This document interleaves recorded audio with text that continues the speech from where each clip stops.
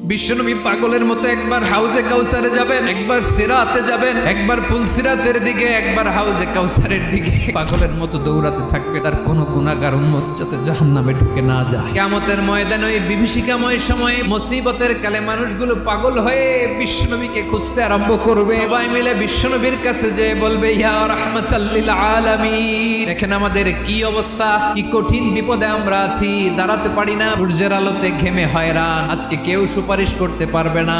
সব নবীরা অপারগতা স্বীকার করেছে, তারা বলেছে আপনি ছাড়া কেউ নাকি আল্লাহর সামনে দাঁড়াতে পারবেন না, আপনি একটু সুপারিশ করেন। বিশ্বনবী মাকামে মাহমুদে যে আল্লাহু আকবার বলে সিজদায় লুটিয়ে পড়বেন, বিশ্বনবী এমন ভাবে অজর দ্বারায় সিজদায় লুটিয়ে পড়ে কাঁদবেন, রব্বুল আলামিনের রহমতের দরিয়ায় জোশ লেগে যাবে। রব্বুল আলামিন এই দৃশ্য থেকে সহ্য করতে পারবেন না। রব্বুল আলামিন বলবেন, ইয়া মুহাম্মদ ইরফা রাসাক, ও নবী আপনি মাথা তোলেন, আপনার কান্না আমি সহ্য করতে পারি না, আজকে আপনি যা চাবেন তাই দেব। ওয়াশফা তুশাফা, যার জন্য সুপারিশ করবেন তার সুপারিশ কবুল করে নিন। বিশ্বনবী এবার মাথা তুলবেন, তুলে বলবেন, রব্বি হাবলি উম্মতি, আল্লাহ তুমি আমার গুনাহগার উম্মতকে বাঁচাও।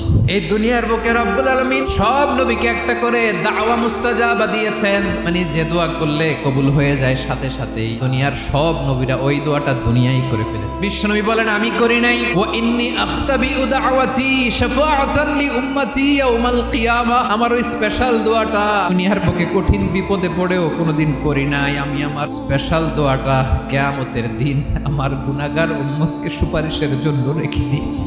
আজকে আমি তোমার দরবারে দাঁড়িয়ে কিয়ামতের দিন ওই দোয়াটা করছি। আল্লাহ, আমার যে উম্মতের হৃদয়ে যাররা পরিমাণ ঈমান আছে, আমার একটা উম্মতকেও তুমি জাহান্নামে ঢুকাতে পারবা না।